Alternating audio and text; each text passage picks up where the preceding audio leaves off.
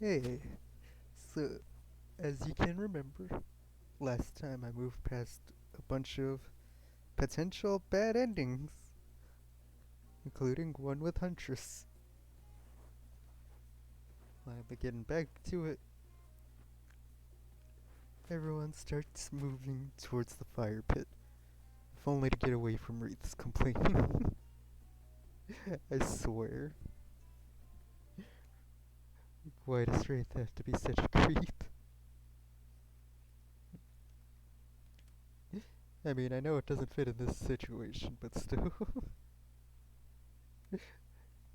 You take a seat on a comfortable log, feeling the fire's heat against your skin, and wait for the other killers to take their places, wondering who will want to tell their story this time.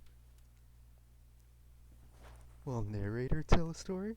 I bet they've got a stunningly creative mind. Hey, you think, are they allowed to simply place thoughts in my mind like this? Doesn't seem fair.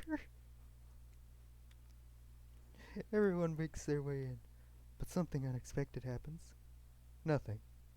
Nothing happens. Something almost always seems to be happening here, so nothing is probably not a great sign.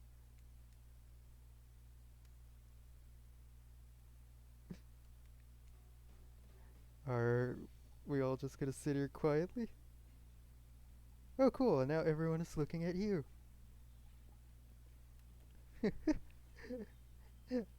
I'm in danger.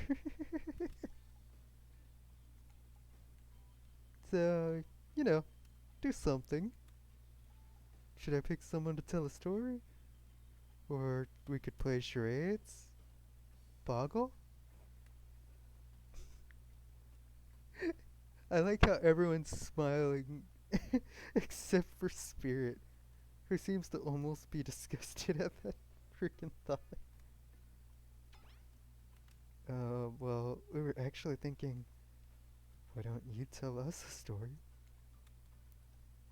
He points his spine and skull staff thingamajig at you. uh, just call it a club. You duck out of its way. Who knows what that thing can do? Probably shoot lasers. Try not to bore us. We're just very interested in you. Don't speak for me, Huntress. No, you can't tell if you're warm from the fire or if it's your nerves heating up. I know that fire is right here, but maybe if we stop talking about it all the time, we can start to pretend it's not here and doesn't, you know, threaten to burn us alive. He's not supposed to hear me. Get out of here, Wraith. Player was about to make an important decision about telling a story or not. Oh, I figured you'd get the choice on which story to tell.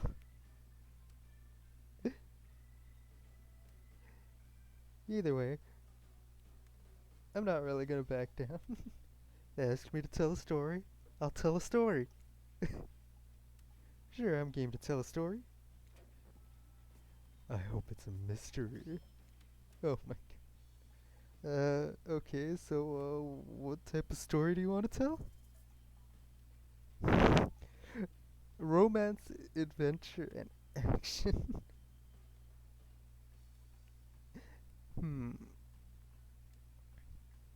If I had to guess, since I assume this will lead off to points with one of the characters, my guess is romance would get with Huntress and Wraith. Adventure, maybe Spirit, kind of stretching it there. Action would probably be. If I had to guess, action would probably be Trapper. He doesn't particularly seem like the adventurous type. Anyways, I'm gonna tell an action story and see how this turns out. Here's an action-packed yarn for you lot. The time I got into a bar fight. Group is interested. They lean in. I swear. I get the feeling they'll be disappointed if there's no death in this. I'm all ears. I'm not talking about the bucket of them I have on my boat. You have a bucket of ears? You crack open a beer by smashing the bottle cap off the nearest rock before starting. It's the most violent way to pop open a beer. I'm at the local watering hole, powering up with my regular 12 beers before I slay at the pool table. I swear, the slay is good. Yes, thank you, Huntress. The Steely Dan blasts from the jukebox. The bartender's tip jar is filled to the brim. I get the feeling a lot of people wouldn't recognize Steely Dan. But anyways, I pound the final pint and smash the glass on the counter as I demand shots for the entire joint. The patrons cheer for me. I am their god. Suddenly, I hear the telltale revving of engines outside. Motorcycles. The saloon doors swing open. Wait, it's a saloon now? And in walks my arch nemesis, the big Slim Jim, the giant of North Toledo. He sounds sexy. Oh no. Thought I smelled something acrid from a cron when I hopped off the hog, Slim says with a sneer. The characters that they think of for this. Nobody speaks like that, especially not bikers. Oh, I swear. Anyways, I get up from my stool, the gal behind me rubbing my shoulders, revving me up for the inevitable fight. A long way from home, aren't we, Slim? What are you, the fine people of Elm Street, going to do without someone to sell them someone's second-hand cufflinks tonight? I taunt him. He strokes his oily beard. The story has a lot of specific geographic references in it. I have a perfectly good job at the pawn shop. Why are you coming at me like that, Slim yells. That's fair, I scream back. Why do we even hate each other? I can't even remember. Something about me cutting you off in traffic. But it was a misunderstanding, Slim yells. Well then, let's hug it out, I say. Tears start to well in my eyes. I get the feeling I'm going to die for this story. And we made up. What about the bar fight? Oh yeah, we got in a real blowout fight later that night. Really yelled our proverbial heads off. But it was just an argument about whether you should say pop or soda. Oh my god.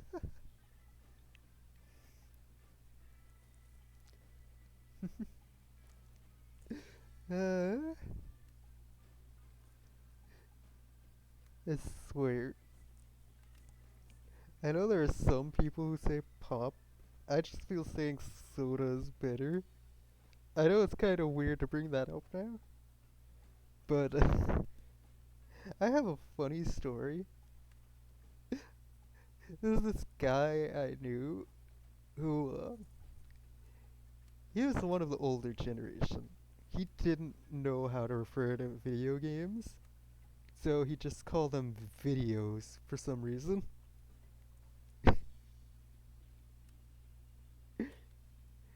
uh,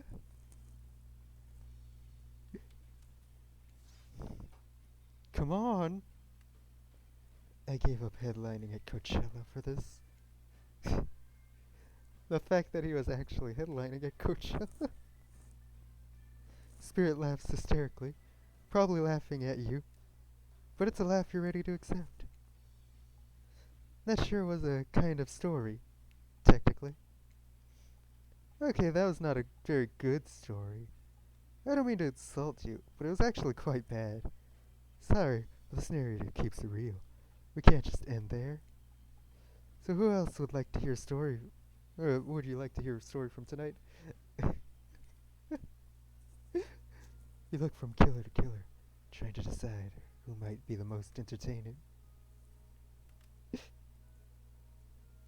So I'm not sure if any of the audio is actually coming through from the music because of how low I turned it down so you could hear my voice.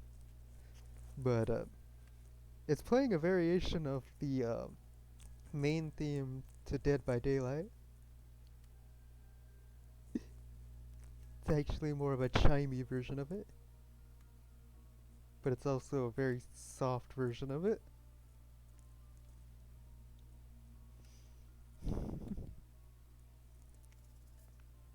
Oh, it will let me pick Trapper again. I guess it wouldn't be fair for people going for a specific route to not be able to pick them on the next run. But Trapper, here we go. Trapper surprises everyone by immediately stepping up and unironically taking an orator's posture. There was a young man who loved his wife and the child they had gave the lovebirds a happy life. But one day, the couple went out for a swim.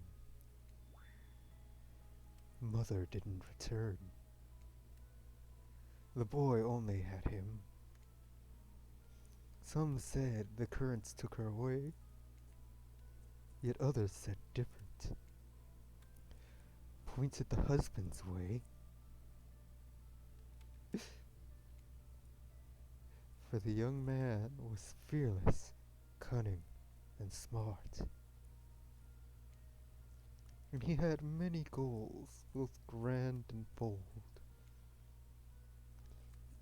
Easier, they'd said, done with a fresh start.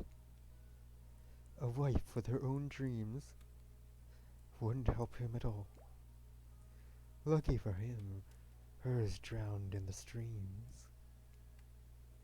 Neighbors only whispered, though, of a crime so great, for no one ever accused him, lest they meet the same fate.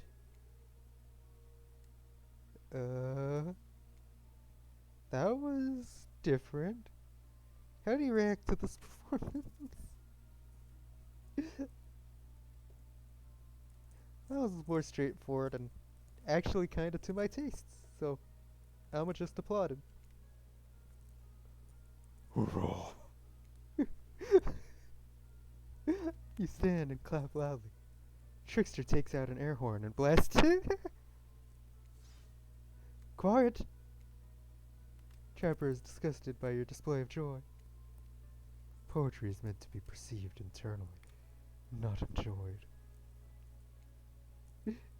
Anyone else exhausted trying to keep up with what makes these killers happy?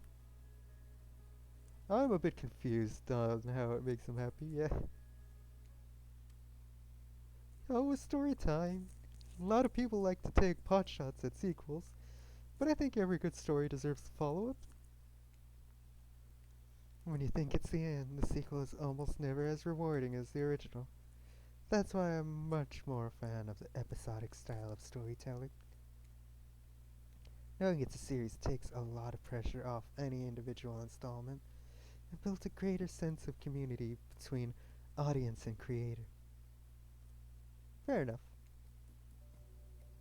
Tell me, player, if you could delete any sequel from existence, what would it be? Don't answer that. We don't actually care. We're just here to make sure that we seamlessly move on to the next segment of the evening. God forbid my small talk get in the way of a romantic twilight moment. Dwight, I'm gonna need you to shut your yap trap. You know that we need to get back to that thing we do whenever we're not on screen? Okay, okay, you have fun tonight and try not to, wink wink, end up dead. Why did you say the words wink wink out loud? And what kind of double entendre are you getting at with the end up dead thing? Dryad is physically incapable of winking. Not since the accident. And you do know that all of these people are despicable criminals with double-digit kill counts, right? I'm surprised you didn't say triple-digit. But still.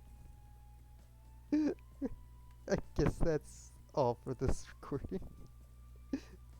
I'll definitely do another one soon. The next one you see might also come from today.